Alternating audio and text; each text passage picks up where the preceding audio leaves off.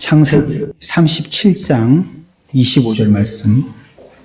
그들이 앉아 음식을 먹다가 눈을 들어 본즉 한 무리의 이스마엘 사람들이 길르앗에서 오는데 그 낙타들의 향품과 유향과 몰약을 싣고 애굽으로 내려가는지라. 유다가 자기 형제에게 이르되 우리가 우리 동생을 죽이고 그 피를 덮어둔들 무엇이 유익하랴. 자, 그를 이스마엘 사람들에게 팔고 그에게 우리 손을 대지 말자. 그는 우리의 동생이요 우리의 혈육이니라 하매 그의 형제들이 청종하였더라. 아멘. 오늘은 12일문입니다. 11번째 질문. 제가 질문하면 여러분들이 대답하십시오. 하나님의 섭리하시는 일이 무엇입니까? 하나님의 섭리하시는 일은 지극히 거룩함과 지혜와 권능으로서 모든 창조물과 모든 능력을 보존하시며 통치하시는 일입니다. 오늘은 아주 중요한 단어 중에서 하나를 또 같이 공부할 것입니다. 우리가 많이 쓰고 교회에서 쓰고 있는 신앙적인 용어 가운데 하나가 바로 섭리라는 단어입니다. 우리 다 같이 해봅시다. 섭리. 하나님의 섭리. 우리가 지난 시간까지 10번째 질문까지는 뭐에 대해서 배웠죠? 10번째 질문에서는 뭐에 대해서 묻고 뭐에 대해서 대답했습니까? 창조. 하나님이 뭘 만드셨고 만드신 그것의 의미는 무엇이고 하나님은 그걸 어떻게 다루시는가 그거 배웠잖아요. 그 창조였다면 근데 이제 만드신 걸 갖다가 하나님이 계속 쓰시겠다는 의미예요. 여러분들이 만든 여러분들의 물건은 누구보다도 여러분들이 제일 잘 알아요. 원래 그걸 왜 그렇게 만들었는지에 대한 이유와 목적이 자기가 가장 뚜렷하고 분명하기 때문에 거기에 대해서 어떻게 쓰는 것은 크게 죄를 짓는 것이 아닐지라도 오용하는 것이고 그걸 갖다가 어떻게 쓰지 않는 것은 굉장히 바르게 쓰는 걸 할지라도 거기에 대해서는 적절하게 더 쓸 수 있는 면이 있다는 걸 정확하게 분명하게 아는 사람은 만든 그 사람이에요. 하나님이 만드셨다는 걸 지난 시간까지 배웠기 때문에 하나님이 만드신 그 모든 인간으로부터 해서 만물까지를 하나님이 앞으로 어떻게 다루시는가 그걸 이제 배우는 것입니다. 이제 이 말 자체는 굉장히 어렵지만요. 이 시간에 하고 있는 문에 대한 답이 얘기하고 있는 이 정의는 가장 우리들에게 섭리가 무엇인가에 대한 대답으로 모범적입니다. 하나님의 섭리하시는 일이 무엇입니까? 라고 질문할 때 하나님의 섭리하시는 일은 지극히 거룩함과 지혜와 권능으로서 모든 창조물과 그 모든 행동을 보존하시며 통치하시는 일입니다. 이렇게 얘기한다면 퍼펙트 대답이라는 거예요. 근데 이렇게 우리가 대답을 잘 못하겠죠. 그래서 이걸 암송하도록 하는 거예요. 이거 갖다가 우리가 이렇게 논리적으로 생각하면서 말을 못하니까 그냥 기계적으로라도 외워가지고 1번 질문 뭐야? 그러면 대답은 그대로 그냥 외운 대로 하게끔 이렇게 하는 것입니다. 지극히 거룩함과 지혜와 권능으로서 모든 창조물과 그 모든 행동을 보존하시며 통치하시는 일이다. 이렇게 얘기한다면 하나님의 섭리에 대해서 가장 잘 모범적으로 대답하는 것입니다. 하나님은 만물을 지으신 목적을 위해서 만물을 그렇게 보존하시고요. 다스리시기도 하는 것입니다. 그렇게 만드셨기 때문에요. 만든 대로 사용되기 위해서는요. 보존하도록 하는 것이에요. 이렇게 중고차 같은 거 파는 매매 상사가 전국에 많이 흩어져 있는데 중고차를 사기 조금 꺼려하는 지역이 몇 군데가 있어요. 그 중에 한 군데가 해안가 지역이에요. 그 업체는 이름은 제가 떠오르지 않지만 우리 이 창원 지역에도 보면 바닷가 근처에다가 매매 상사가 있는 데가 있어요. 거기 지나가다 보면 저기 바퀴가 30cm만 뒤로 더 갔다가는 저 차 바다에 빠지겠다 싶을 정도로 매매 상사의 차가 끝까지 막 빽빽하게 이렇게 정리되어 있는데 그런 차들은 될 수 있는 대로 오래 그곳에 세워놓은 차들은 사지 않는 게 좋아요. 바닷바람에 그 소금기가 있어가지고요. 쇠를 빨리 부식시키거든요. 물론 요즘엔 차들이 옛날처럼 그냥 철판이 아니고 다 아연 강판이나 도금을 하기 때문에 녹이 옛날보다는 잘 쓸지 않지만요. 그래도 어쩔 수 없이 강철을 쓰는 데가 있거든요. 어디 보트 널트라든지 이런 거 어쩔 수 없는데 그런 데는 그렇지 않은 지역에 비해서 비교적 빨리 상하게 돼요. 그래서 그런 지역은 좀 피하죠. 그렇기 때문에 사람들이 차를 살 때 내륙으로 가서 많이 사죠. 예를 들면 대구나 대전이나 이런 쪽에요. 좀 올라가서 중고 매매 상사 있기로는 인천 수원 저런 데 있는데 그쪽에는 하도 가짜가 많아가지고 그쪽에서 사기당한 사람이 하도 많아가지고 그쪽은 잘 안 가려고 그러죠. 차를 갖다가 이렇게 어떻게 잘 보존할 것인지에 대해서 그들에게는 이게 상품의 가치를 결정하는 것이잖아요. 그러니까 그걸 실내에다가 놓으면 제일 좋고요. 차도 자세히 들여다보면 이 차를 어디에다가 보관했는지가 보여요. 그러니까 그냥 노지에다가 길 옆에다가 늘 그렇게 주차해 놓은 차들은 이렇게 본넷 같은 거 열었을 때 사이사이 틈 같은데 낙엽이나 껌정 같은 게 많이 껴있고 또 바닥도 그렇고요. 비가 많이 오고 눈이 많이 오고 그런 추운 지역에 있었던 차들은 바닥이 염화칼슘 그런 것 때문에 많이 부식이 돼 있다든지 그런 게 있고요. 그런데 이제 깨끗하게 세차도 자주 하고 열심히 하고 이렇게 지하 주차장 같은 데 대놓고 그러면 그런 부분에 대해서는 많이 보호가 되는 거죠. 그렇게 잘 보존하는 매매 상사의 차량들은 좋은 품질의 차량으로 상품으로서 팔려나갈 수가 있고요. 그렇지 않고 아무렇게나 그냥 방치해놓고 파는 그런 차량들은 그만큼 시기가 지나면 차의 나이에 비해서 질이 떨어지기 때문에 상품 가치가 점점 떨어지죠. 이것처럼 말이에요. 우리들도 하나님이 우리들을 갖다가 어떻게 하려고 하시기 때문에 우리를 창조하셨거든요. 하나님이 우리를 만드신 목적이 있거든요. 그 목적대로 바르게 활용되도록 하기 위해서 하나님께서 우리 인간들을 잘 보존하신다는 거예요. 그와 같은 하나님이 뜻하신 바대로 사용되도록 하기 위해서 우리들을 잘 다스리신다는 거예요. 보존하시고 다스리신다는 말이 들어가야 돼요. 뭘 설명할 때요? 섭리를 설명할 때. 하나님의 섭리라고 설명할 때는 보존하신다는 말과 다스리신다는 말이 들어가야 돼요. 하나님이 그런 목적으로 만드셨기 때문에 그 만드신 대로 활용되도록 하기 위해서 보존해야 되겠죠? 만들어놨는데 잘못 써가지고 없어져 버렸어요. 병나고 부서지고 고장나고 해서 못 쓰게 돼버렸어요. 그러면 그걸 쓸 수가 없잖아요. 제대로 잘 활용하도록 하기 위해서는 보존하는 방법밖에 없죠.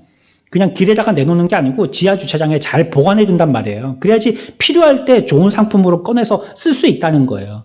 보존하셔야 되고, 그렇다면 이걸 어떻게 해요? 만드신 목적이 있다고 하셨으니까 만드신 목적대로 사용해야 되잖아요. 그러니까 어떻게 잘 사용할 것이냐, 그게 다스리심이에요. 중구난방으로 만들어놨으니까 너는 너 마음대로 살아, 이렇게 던져 방임하시지 않으시고 우리들을 하나님을 쓰시려고 하시는 방법대로 다스려가면서 이쪽으로 이쪽으로 이렇게 하면서 우리를 그 원하시는 방법대로 우리를 사용하신다는 거예요. 그러니까 하나님의 섭리는요, 철저하게 하나님의 의사예요. 같이 해봅시다. 하나님의 의사. 하나님의 뜻이라는 거예요. 하나님의 뜻. 하나님이 원하시는 방법대로 하나님이 원하시는 수준으로 다스리시고 보존해 나가신다는 거예요. 행동들을 보존해 나가신다는 말이고요. 그 창조물들을 보존하셔서 창조물들의 행동을 통치해 나가신다는 것을 섭리를 통하여서 우리들에게 말씀하고 있습니다. 하나님은 만물을 지으신 목적을 위해서 보존도 하시고요, 다스리기도 하십니다. 이것을 우리들은 오늘 11문에서 섭리라라고 이렇게 얘기합니다. 하나님이 창조하셨기 때문에 하나님이 섭리하실 수가 있는 것입니다.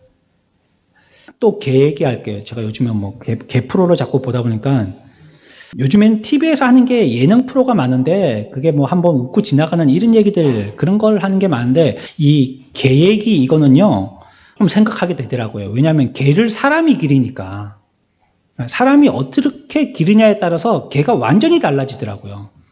유기견 있잖아요. 유기견. 키우다가 버린 견. 우리나라의 유기견의 99%는요. 잃어버린 개가 아니고 다 버린 개래요. 그러니까 일부러 버렸다는 거예요. 어디 데리고 갔다가 잃어버려서 못 찾는 개는 100% 중에서 1%뿐이 안 돼요. 100마리 중에 1마리뿐이 안 되고 나머지 99마리는 여행 갈 때 데리고 가가지고요. 올 때 놔두고 와버리는 거예요. 여러분들 동영상 같은 거 보셨죠? 그러니까 그 개가 주인 차를 알잖아요.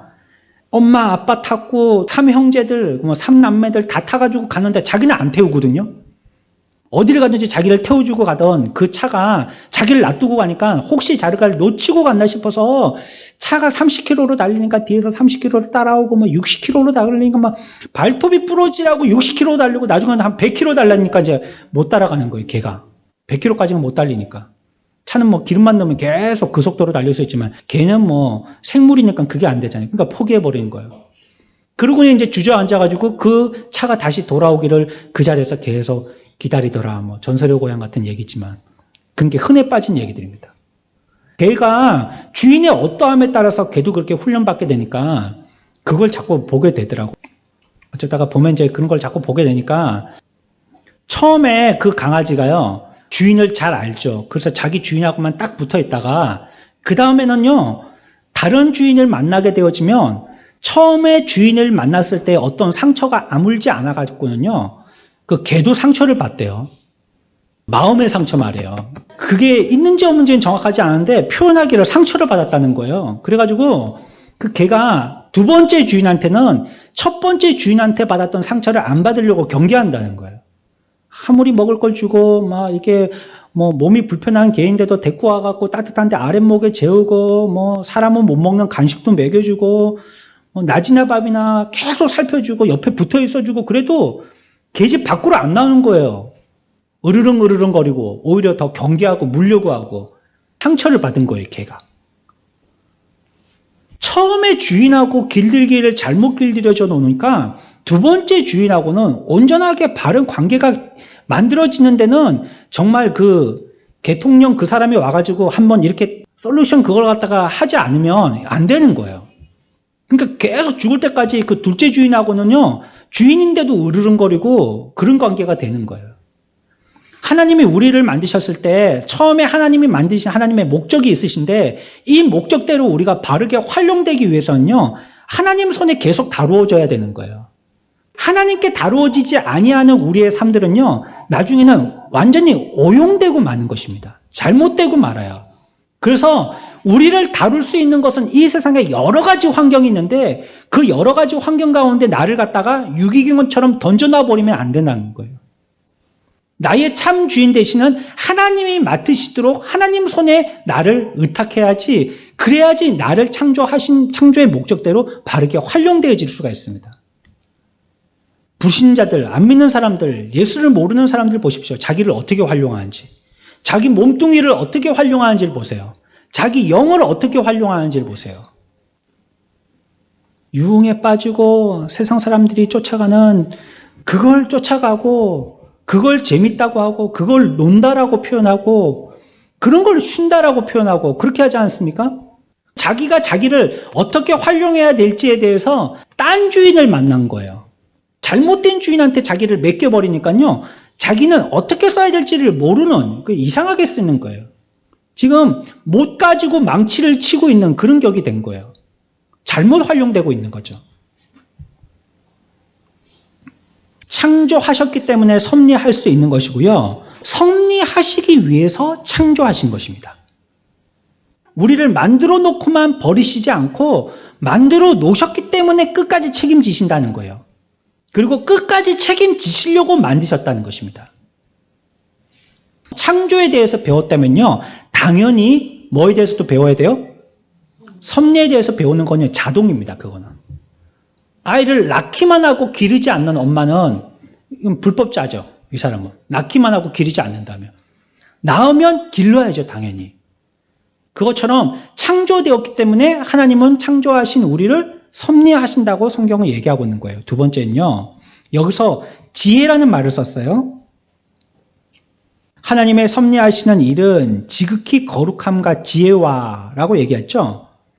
이 지혜라는 말은요, 어떤 것을 이루기 위한 지식을 얘기하는 것입니다. 그러니까 어떤 목적을 이룰 만한 지식, 그걸 지혜라고 얘기하는 거예요. 어떤 목적에 도달하기 위한 지식이죠.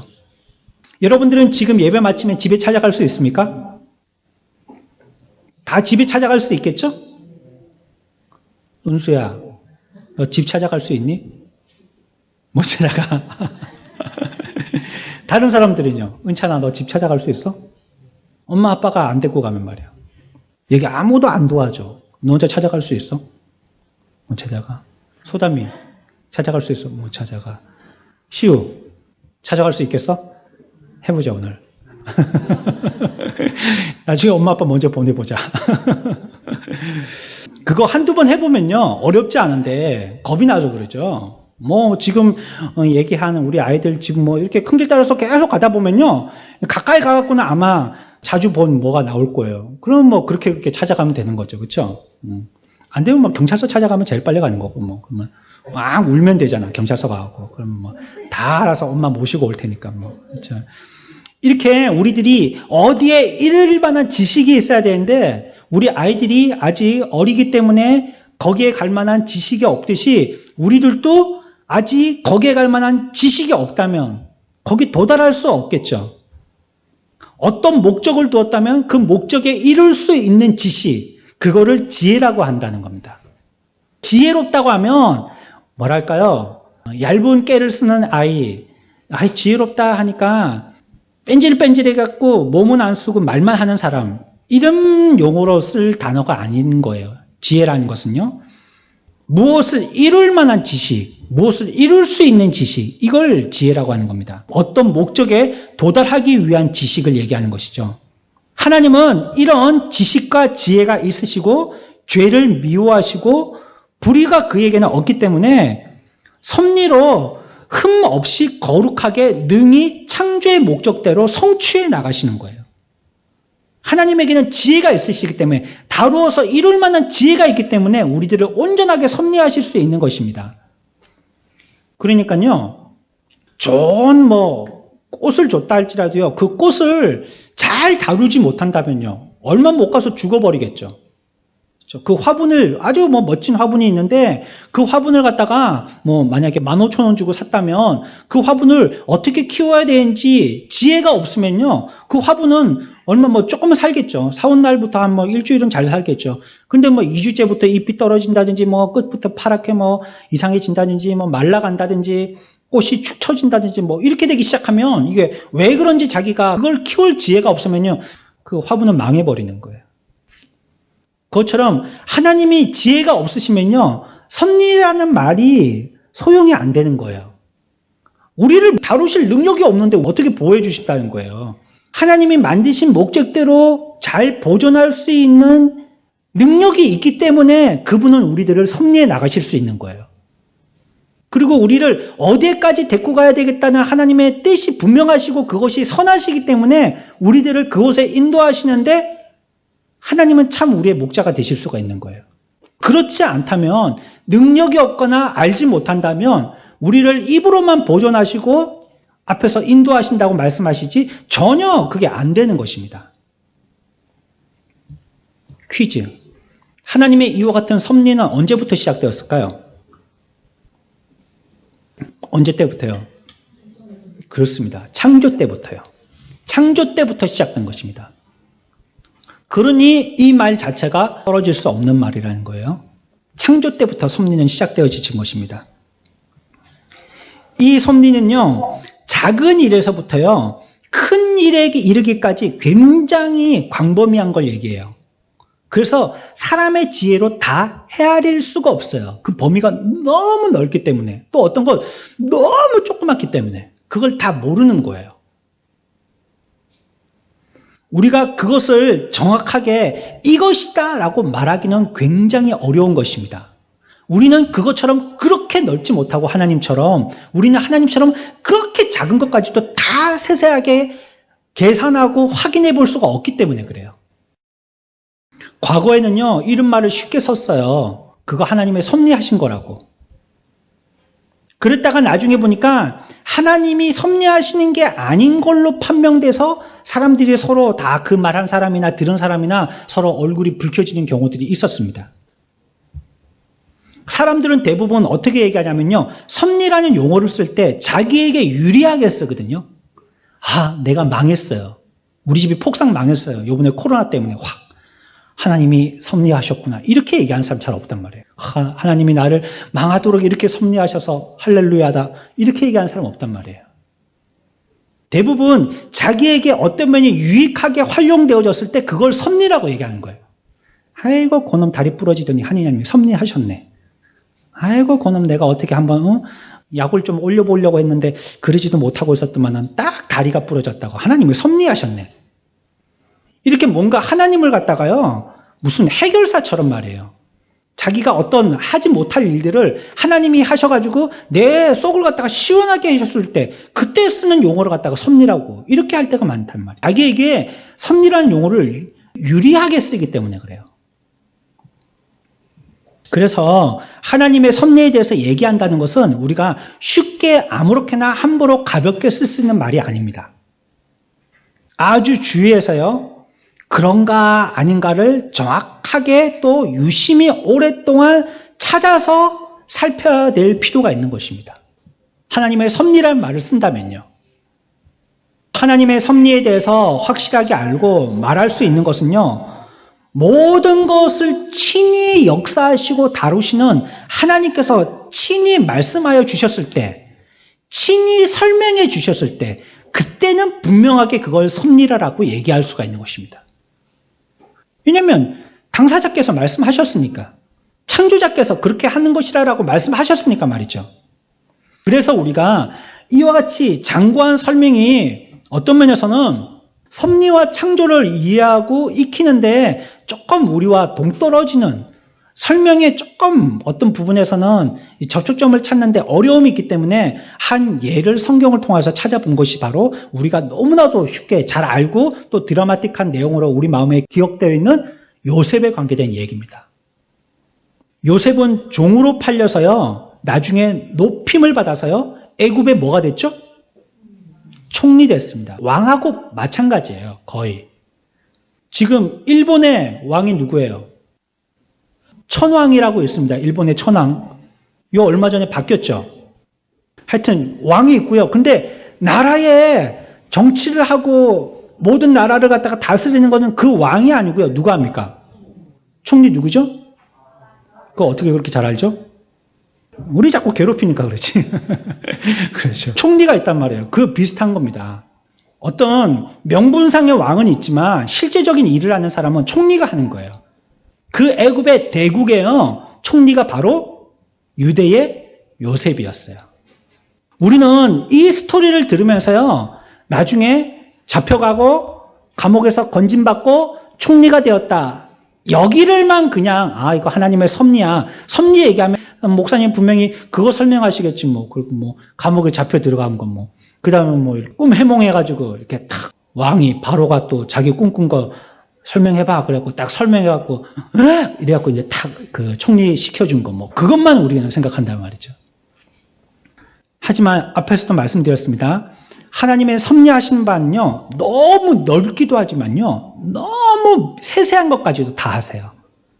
그런 것도 다 섭리라고 얘기한다는 것입니다.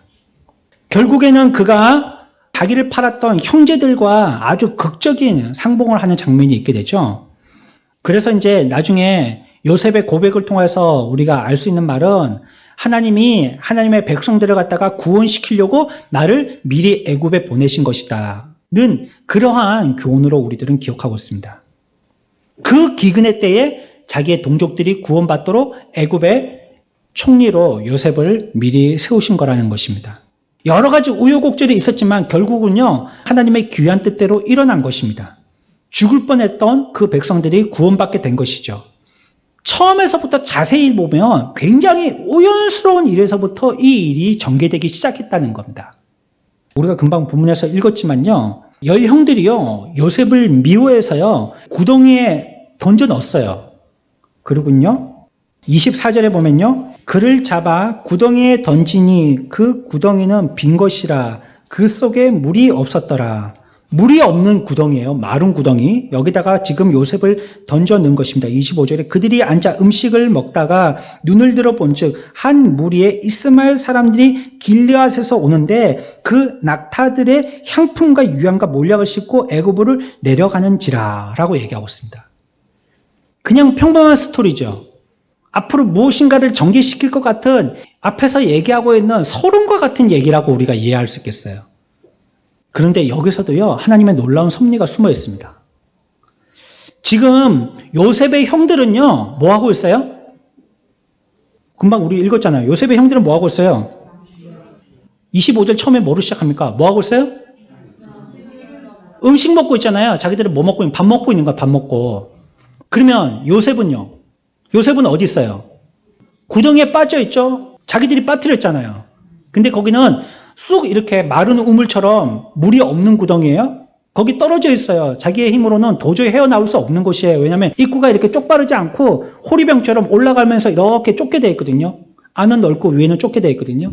그러니까 그런 데를 갖다가 뭐 그 사람이 산악 등산 이런 거 암벽 타기 이런 걸 갖다가 훈련하지 않은 사람은 올라올 수 없단 말이에요. 로프도 없고. 누가 건져주지 않으면 못 올라오는 그런 구덩이에요. 그러니까 요셉은 그 구덩이에 들어가 있어요. 근데 형들은 위에서 먹어요. 여기서 먹었다는 표현을 볼 때 우리는 뭘 한 게 예상할 수 있냐면 요셉은 먹었을까요? 안 먹었을까요? 요셉은 먹었을까요? 안 먹었을까요? 그 여러분들은 어떻게 짐작할 수 있죠? 형들이 동생을 어떻게 하려고 그랬어요? 죽이려고 그랬죠. 나중에 아버지한테도 거짓말할 때 동생이 죽었다고 했죠. 왜 죽었다고 그랬어요? 짐승한테 물려가지고 요셉 옷 맞잖아요. 아버지가 지어주신 옷이잖아요. 이게 피투성이가 됐어요. 이게 우리가 발견했을 때 이런 지경이었어요. 그 몸은 흔적도 없고 물려갔나 봐요. 그래서 아버지가 그거 보고 믿은 거 아니에요. 형들의 의도는요, 동생을 죽이려 했기 때문에 구덩이에 빠져있는 요셉에게 밥을 안 줬을 거라는 거예요. 아주 독하죠? 그렇죠? 형들은 위에서 먹을 걸 먹으면서 동생이 뭐 하기를 기다리고 있는 겁니까? 굶어 죽기를 기다리고 있는 겁니다. 잔인하죠? 예? 죽기를 기다리고 있는 거예요. 옛날에 여러분들 그런 거 해보셨어요? 돋보기로 개미 태우는 거? 이런 거 회개해야 되겠죠? 예? 돋보기 가지고 개미 태워보셨어요? 예? 이렇게 도망 못 가게 이렇게 해놓고요. 개미 잡아놓고요. 그 돋보기로 이렇게 빗을 모아가지고요. 잘 탄다! 막 그러면서. 이런 거 해보셨습니까? 예? 안 해보셨어요? 예. 환경 좋은 데서 잘하셨네요. 저는 그런 거 많이 해봤거든요. 예? 지금 생각하면 여러분들이 웃을 정도로 잔인한 모습이잖아요, 그게. 그렇죠? 우리가 요즘에 TV에서나 뉴스를 보는 것처럼 엄마 아빠는 게임한다고 애가 막 갈비뼈가 부러졌고 엄마 아빠 그러고 그런데도 그냥 병원 땅 데리고 가고 방치시켜놓고 시끄럽다고 그냥 여행 가방 속에다가 하루 종일 넣어놓고 그래갖고 죽여버리는 것처럼. 그러니까 사실은 뭐 하는 겁니까? 죽기를 기다리는 거죠. 자꾸 게임하는데 방해하지 말고 그냥 어떻게 돼버려라 이렇게 하고 있는 거나 마찬가지죠. 이 요셉의 형들이 지금 그러고 있는 겁니다. 여기서 앉아가지고 밥 먹고 있으니까 배만 채우고 끝냈다는 말이 아니고요. 이 사람들은 지금 요셉이 굶어 죽기를 기다리고 있는 거예요. 사실 그렇게 조금만 있으면 죽습니다. 왜? 물을 못 먹으니까. 사막 가운데서는 물이 생명이잖아요. 여기서 또 마른 구덩이라고 얘기했기 때문에요. 그곳이 그냥 구덩이라고 얘기했으면 살 가능성이 있었겠구나라고 짐작할 수 있겠죠. 구덩이를 파는 이유는 물을 얻기 위해서거든요. 그래갖고 물이 있었다면 그것만 먹고라도 어느 정도 오히려 지하에 있기 때문에 조금 시원하든지 그늘이 있기 때문에 조금 더 더위를 피할 수 있든지 유리함이 있는데 분명하게 성경은 거기를 갖다가 마른 구덩이라고 표현해버렸거든요. 그런 혜택은 전혀 못 받는 곳이라는 거예요. 구덩이라는 데가. 그리고 형들은 거기에 떨어뜨려 놓고 자기들은 그냥 유흥 즐기듯이 뭐 어디 와갖고 뭐 서커스 보듯이 빨리 안 죽나 기다리면서 자기들한테 갖다 준 도시락을 갖다가 먹고 있었다는 것입니다. 그런데 말이에요. 여기서요 또 한 가지 놀라운 섭리는요. 그래가지고 기다렸어요. 뭐 하길 기다렸다고요? 죽기를 기다렸어요. 그래서 이 요셉이 1시간만 빨리 죽었으면 어떻게 됐을까요? 뭐 하기 1시간만? 25절에 보면 뭐요? 이스마엘 장사꾼들이 지나가기 말이에요. 우리는 지금 보면 이거 뭐 당연히 잡혀가는 거 아니야? 이렇게 생각하잖아요.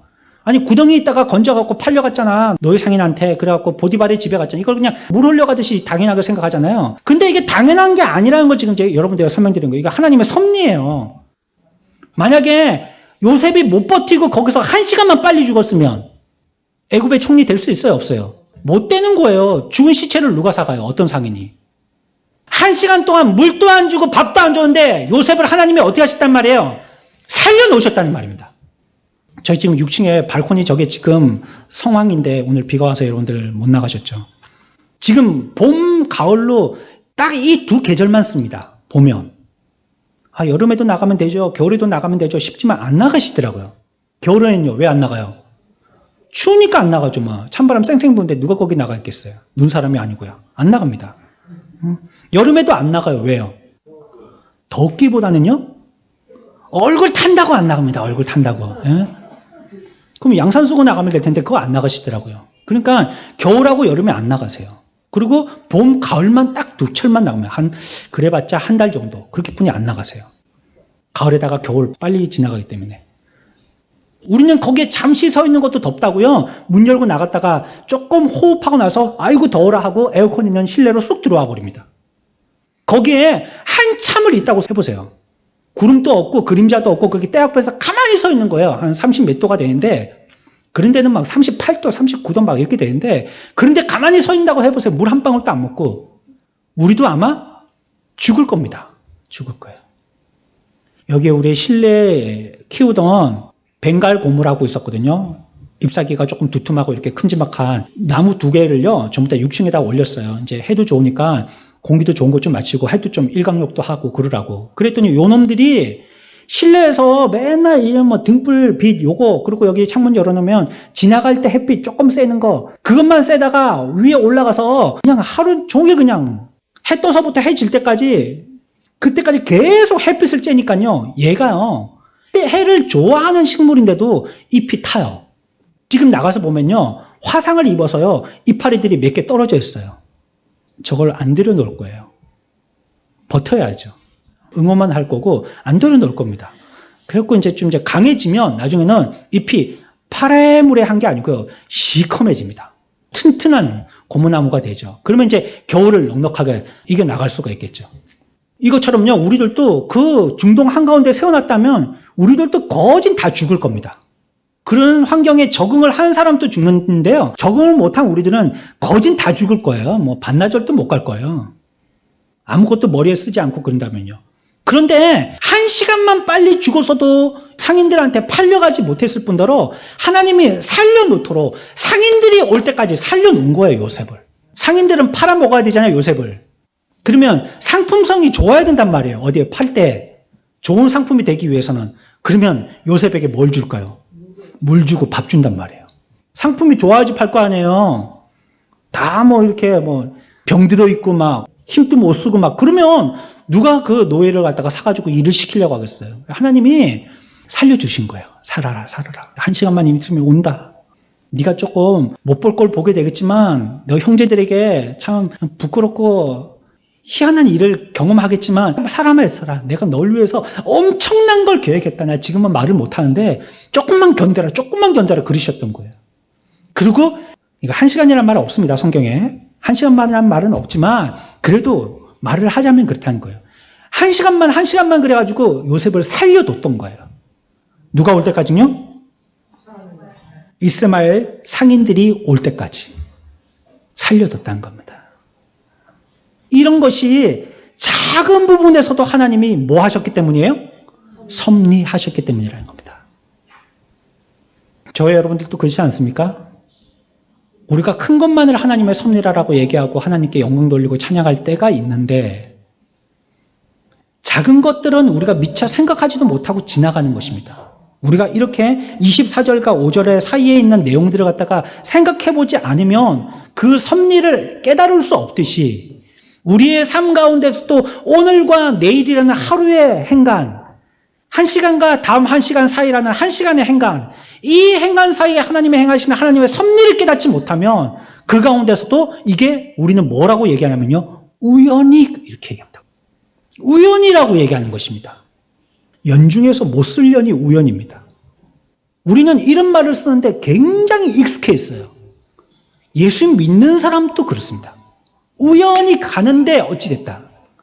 오늘 우리 목자들하고 같이 책을 지금 한 권 읽고 있거든요. 이따만 책을 읽습니다. 지금 목자들이 굉장히 어려운 책을 읽고 있습니다. 어마어마한 책을 읽고 있어요. 목사들도 잘 잡기 어려운 책입니다. 근데 오늘 어떤 걸 지적했냐면 지은이가 그 책에서 한 부분을 얘기할 때에 우리 가운데 열정이 없는 것도 우리에게는 재앙이 된다라고 얘기했어요. 그거 죄라는 겁니다. 여러분들, 내가 뭐 열심히 안 할 때도 있지 뭐. 열심히 할 때는 좋지만 열심히 안 할 때도 있지. 근데 그거 지은이가 얘기할 때는 뭐라 하냐면 그걸 재앙이라는 거예요. 그리고 우리들에게 감정을 일으키셔서 부응하게 하신다는 겁니다. 하나님의 거룩한 감정을 일으켜서 부응하게 하신다는, 감정이라고 그걸 갖다가 아무것도 못 쓸 자연적인 어떤 그런 것들로 생각하면 안 된다는 거예요. 하나님이 그렇게 섭리하신다는 겁니다. 조나단 에드워드가 쓴 책입니다. 균형 잡힌 부응론. 그것처럼 말이죠. 우리의 삶 가운데서도 하나님께서 그 삶의 행간 가운데 우리를 붙들어 주시지 아니하시면요, 우리들이 살 수 없는 게 저와 여러분들입니다. 우리가 그걸 갖다가 지금 여기에 안 써있으니까 몰랐던 것처럼 우리의 삶 가운데 기억하고 있지 못하기 때문에 그걸 놓쳐서 그렇죠. 하나님이 한 시간만 우리를 안 붙들어 놓으시면요, 한 시간만 그냥 냅두면요, 우리들은요 마른 구덩이 가운데서 굶어 죽거나 목말라 죽습니다. 여러분들이 여기에 온 거, 여러분들이 건강해서 왔죠. 밥 먹어서 왔죠. 차 있으니까 왔죠. 좋은 옷 입고 왔죠. 하나님이 한 시간만 여러분들을 안 다루셨다면요, 여기 못 옵니다. 거룩한 하나님의 집에 들어올 자가 하나님의 허락하시거나 하나님의 섭리하지 아니하시면 올 자가 없어요. 그 작은 일이지만요, 그것이 마치 뭐가 같냐면요, 제가 생각할 때에 앞에서 암벽 타기 얘기했는데, 암벽 타는 사람이 물론 아무 기구도 없이 손으로 암벽 타는 사람이 있거든요. 007 영화처럼 기어 올라가는 사람이 있단 말이에요. 근데 보통은 안정장치를 위해서 거기다 안전고리를 박는단 말이에요. 그래가지고 거기다가 끈을 끼고 또 위에 올라가서 끈을 끼고, 혹시 으악 하고 손을 놓치더라도 걸려있는 그 고리에 끈이 매달려 있기 때문에 산단 말이에요.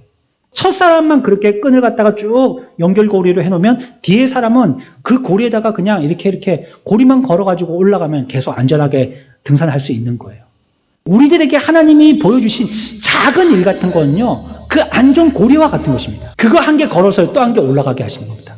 그거 한 개 걸어서 또 올라가게 하시는 거예요. 결국은 우리는 보게 되는 것은 드러나 있는 마지막 정상에서의 야호하는 장면만 보게 되지만, 올라가기까지 그 사람이 많고 많은 고리를 못으로 박아놓은 거예요. 엄청난 못을 박아놓은 거예요. 그래서 그거 걸고 해서 결국은 정상에 올라가는 겁니다. 가운데 고리가 한 개만이라도 없으면 정상에 올라가요, 못 올라가요? 못 올라갑니다. 절대 못 올라갑니다. 세상이 거꾸로 된다면 모르겠죠. 쑥 미끄러지면 올라가겠죠. 그렇지 않다면 절대 그 고리를 의지하지 않고서는 올라가지 못하는 것입니다. 우리에게 보여주신 하나님의 작은 섭리라는 게 그런 의미라는 거예요. 어떨 때는 여러분들에게 아픔이 있을 때도 있어요. 슬픔이 있을 때도 있고 괴로움이 있을 때도 있어요. 그러나 하나님이 그와 같이 작은 것도 섭리하신데, 이것도 하나님이 우리를 창조하셨기 때문에, 창조하셨다면 뭘 하려고 하신다고요? 하나님이 창조하셨다면 뭐까지도 염두에 두신다고요? 섭리까지도 염두에 주신다는 거예요. 하나님이 창조하셨다면 섭리하시는 겁니다. 그러니까 우리들을 창조하셨기 때문에 우리의 삶 가운데서도 지금 뭐 하고 계신 거예요? 섭리하고 계신 거예요. 그러니까 내가 지금 당하고 있는 슬픔이나 괴로움 가운데서도 안 보여서 그렇지, 마지막에 정상에 가서 겨우 볼 수 있어서 그렇지, 지금 또 여전히 하나님은 뭐 하고 계신다고요? 섭리하고 계신 것입니다. 24절과 25절 사이를 못 보는 겁니다, 우리가 지금. 저 여러분들이 우리의 삶 가운데서 24절과 25절에 하나님의 섭리를 볼 수 있는 자들이 되시기를 축원합니다. 날마다 주님 앞에 그래서 감사하고 찬양해야 돼요. 왜? 내게 이것이 해를 주시기 위한 하나님의 섭리는 아니거든요. 그건 섭리가 아니니까, 해를 주시려고 하는 거는. 보존도 지도도 아니잖아요. 보존과 다스림이 있어야 된다고 그랬죠. 내가 그걸 갖고 해가 된다면, 영적으로 해가 된다면, 참 사람이 해가 된다면, 그건 보존도 다스림도 아니잖아요. 해를 입었으니까. 보존 안 되신 거 아니에요. 그렇기 때문에 이것은 결국 나에게 하나님이 섭리하셨다는 이 신앙을 갖고 있을 때, 해가 기다 아니다, 해가 아니라는 얘기예요. 해가 아니라는 얘기예요. 보존하고 계시고 우리들을 계속 지도하에 지켜나가시고 계시기 때문이에요. 이거는 하나님의 섭리의 교리로 볼 때는 해가 아니에요. 나쁜 게 아닌 것입니다.